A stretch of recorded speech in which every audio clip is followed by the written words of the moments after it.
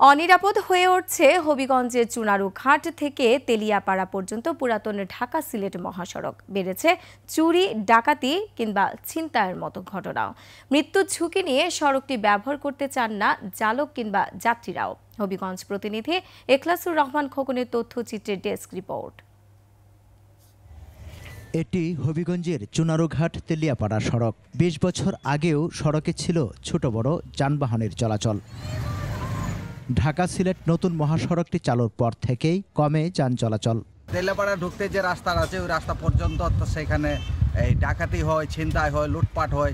এই কারণে মানুষ এই রাস্তা আর নিরাপদ মনে করে না। আমরা চাই যে এই রাস্তাতে নিরাপদ যেমন পাওয়া যায়। তারপরও যতটুকু চলাচল করত, হামলা চালাচ্ছে চোর, ডাকাত, ছিনতাইকারীরা।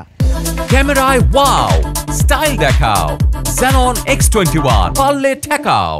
সন্ধ্যা নামতেই ভুতুড়ে এলাকায় পরিণত হয় পুরো রাস্তা। আতঙ্কে চলাচল করে না কোনো গাড়ি। সন্ধ্যার পরে চাঁদপুর বাগানের দিকে কেউ গাড়ি নিয়ে আসতে চায় না।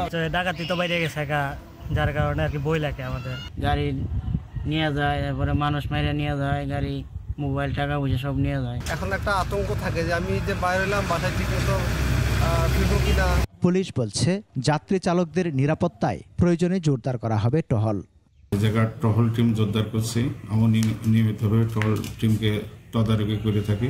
দুষ্কৃতীরা যাতে আমাদের আইনের আওতায় আনতে পারে। চা বাগান বেষ্টিত এই সড়কের বিস্তীর্ণ এলাকা জুড়ে মোবাইল ফোনেরও নেটওয়ার্ক পাওয়া যায় না। সমর ইসলাম, ডেস্ক রিপোর্ট, ২১ টেলিভিশন।